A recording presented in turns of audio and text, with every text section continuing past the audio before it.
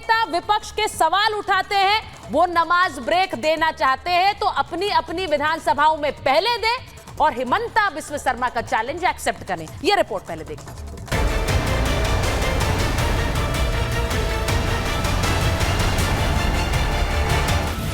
CM Himanta Biswa Sharma ने 2 दिनों में 2 ऐतिहासिक फैसले कर साफ कर दिया कि उनके प्रदेश में हिंदुओं और मुसलमानों के लिए अलग अलग विधान नहीं चलेंगे।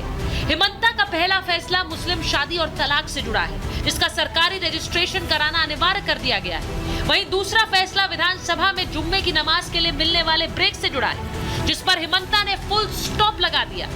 हिमंता सरकार के इस फैसले पर विपक्ष ने सवाल उठाए तो हिमंता ने विपक्ष को ही खुला चैलेंज दे दिया।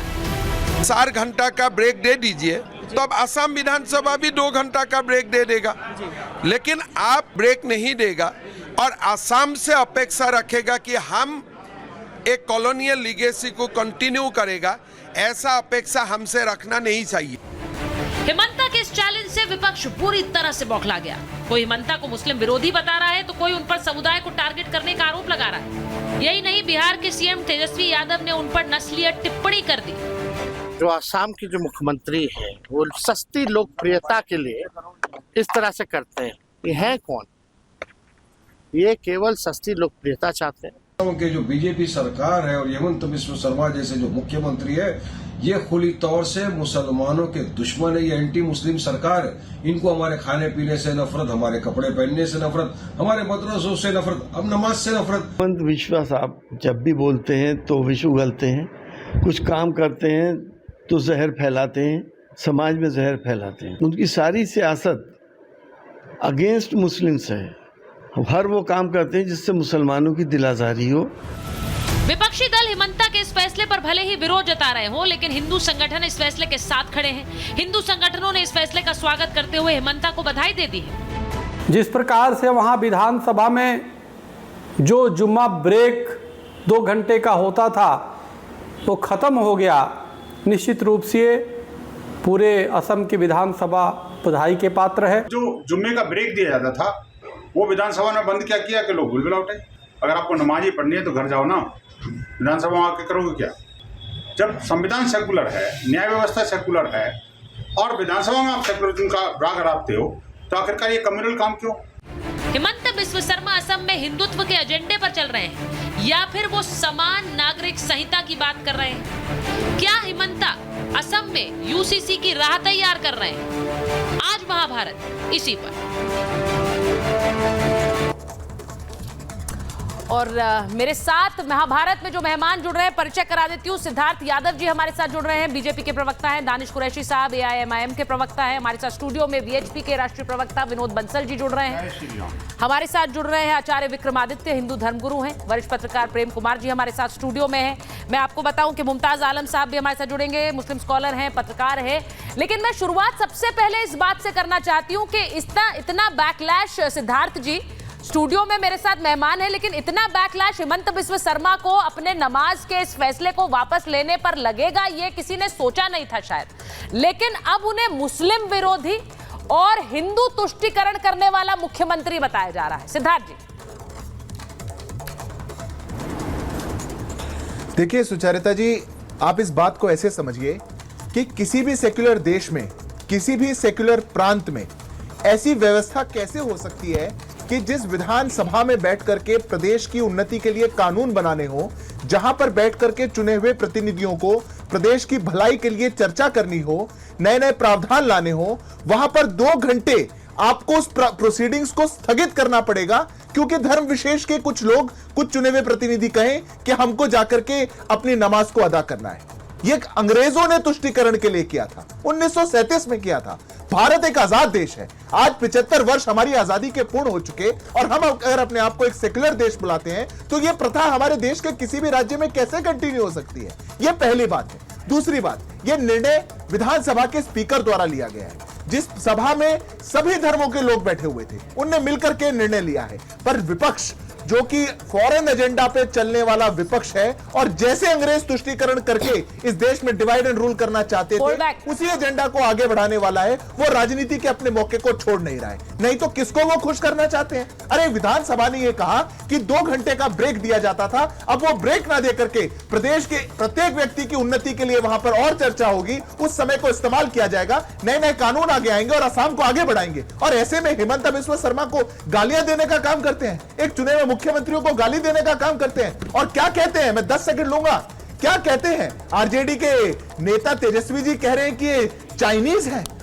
अगर आप नॉर्थ ईस्ट के लोगों के लिए ऐसी घृणा अपने मन में रखें और उनको ऐसे शब्दों से आप नवाजेंगे तो क्या माना जाएगा? ये पूरा जो इंडी अलायंस है, ये जितने विपक्षी दल हैं, पहले भी एक नेता कांग्रेस ने कहा था कि नॉर्थ ईस्ट के लोग तो चाइनीज दिखते हैं, आज दूसरे नेता कह रहे हैं कि ये चाइनीज वर्जन है। मैं मानता हूं कि ऐसी ग्रसित मानसिकता से अब देश आगे बढ़ चुका है और किसी भी प्रदेश को, किसी भी देश के हिस्से को अगर सेक्युलरिज्म की ओर ले जाना होगा, अगर समानता की ओर ले जाना होगा, अगर इक्वालिटी की ओर ले जाना होगा, तो ऐसे जो रूढ़िवादी प्रावधान है उनको हटा करके फेंकना पड़ेगा, नहीं तो और कोई रास्ता इसमें नहीं। आपने कह दिया कि ये एक रूढ़िवादी सोच है और जाहिर है जिस तरह से पहले ये एक फैसला रहा, लेकिन उस पर राजनीति आगे बढ़ चुकी है।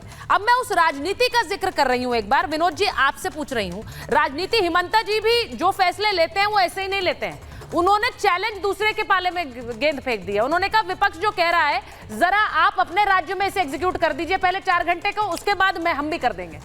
बिल्कुल ठीक बात है। देखिए मैं एक बात कहना चाहता हूँ, किसी और राज्य में नहीं है ऐसा। नेचुरली देखिए 2 राज्यों में दुर्भाग्य से उसी मुस्लिम तुष्टीकरण की नीति के कारण जो है ना, उन्होंने नमाज रूम बनाया था, उनको बैकलैश का सामना करना पड़ रहा। मैं कहना चाहता हूँ, देखिए सदन किस लिए बनाया? अगर नमाजी पढ़नी तो भाई सदन में क्यों, तो घर में पढ़ लो ना यार। मस्जिदें बनी है बहुत सारी, वहाँ जाओ ना आप, कौन मना कर रहा है? और मैं कहता हूँ उस पीरियड में भी पढ़ना तो जाओ ना, कौन मना कर रहा? अभी आप जाइए, अगर सदन का टाइम बर्बाद करना ही आपने सोच ही रखी है आप जाइए, लेकिन सब लोगों को तो मत इन्वॉल्व करिए ना। मुझे तो नमाज नहीं पढ़नी भाई, मुझे क्यों जबरदस्ती मेरे को छुट्टी दे रही है? मेरे को नहीं चाहिए छुट्टी। तो सदन ने अगर निर्णय लिया है और सदन के सहमति से निर्णय लिया है, सदन के चीफ ने उसको एक्सेप्ट किया है, तो मुझे लगता है इसको सबको शहर से स्वीकार करना चाहिए और अप्रिशिएट करना चाहिए। भैया प्रेम कुमार जी बता दीजिए, मैं दानिश जी के पास जाऊं उससे पहले बता दीजिए ना भाई, कौन सी सरकार है, कहां पर ऐसा रूल है? अगर किसी के लिए नहीं है, किसी और धर्म के लिए इस तरह की छूट है क्या विधानसभा में? और दूसरा एक और बात मैं कहना चाहता हूं, प्रेम जी ये भी बताइए कि आखिरकार विरोध का रीजन क्या है? जी विरोध का रीजन क्या? वो बोल रहे, अच्छा कोई ऐसा बता दीजिए, आप तो वरिष्ठ पत्रकार हैं प्रेम जी, मुझे बताइए कहीं किसी तरह की ऐसी छूट है? देखिए पहली बात यह है कि ये रूल आज का बना नहीं है।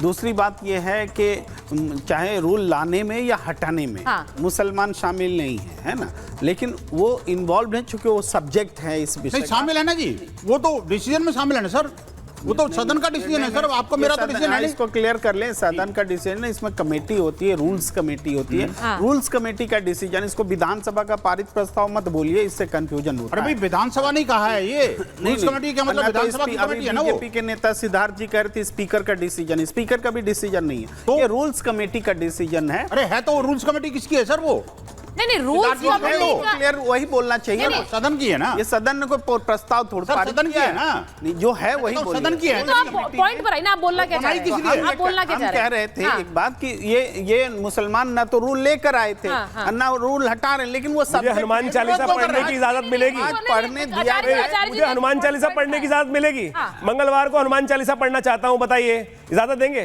वो कह रहे 2 घंटे हनुमान चालीसा 2 घंटे हमारे को सुंदरकांड का पाठ करना नहीं। क्यों आप अभी चाहने की बात कर रहे थे ना कि मुसलमान नहीं इन्वॉल्व इसके अंदर, अभी आप चाहने की बात तो कर रहे थे, मुसलमान इन्वॉल्व नहीं है। मुझे बताइए वहां पर हिंदू बैठे हुए हैं, सुंदरकांड का पाठ करना हमारी संस्कृति का भाग है, मंगलवार को पाठ करने का नियम है। भाई साहब आप इजाजत दिलवा दीजिए, दिलवाई इजाजत, मुझे बताइए। नहीं आप मांग कीजिए ना, सरकार से मांग कीजिए। भाई हम कह रहे हैं, हम तो मांग देश अगर सहमत होगा उस बात पर, एक तरफ बोल रहे हैं कि मुसलमान इन्वॉल्व नहीं है, सहमत होगा उस बात पर। उन्होंने ये नहीं कहा, वो आपने कहा मांग कर दीजिए, बिल्कुल ठीक बात है आपकी, जिसको जो चाहिए वो मांग करे सरकार से।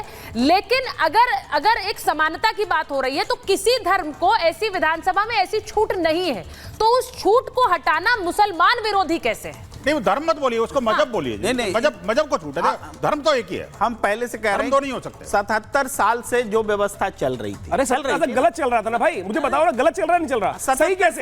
सही है, अरे सही गलत चल रहा था ना, गलत चल रहा था। मुझे बताइए, हमारे भारत के अंदर मुझे बताइए विवाह की गलत कैसे चल रहा है? 77 साल क्यों हिंदू लोग लाए? अरे मुझे बताइए, कल तक असम करोड़ों साल से परंपरा चल रही थी भारत संस्कृति के अंदर, हिंदू विवाह पद्धति चल रही शर्मा के थी। शासन मुझे बताइए क्यों लाए नेहरू हिंदू मैरिज एक्ट? क्यों लेके आए? नहीं लाते हिंदू मैरिज एक्ट। शर्मा के शासन में क्यों लेके आए? कल तक क्यों लेके आए हिंदू मैरिज एक्ट? लेके आए ना, परंपरा गलत चल रही थी। आचार्य जी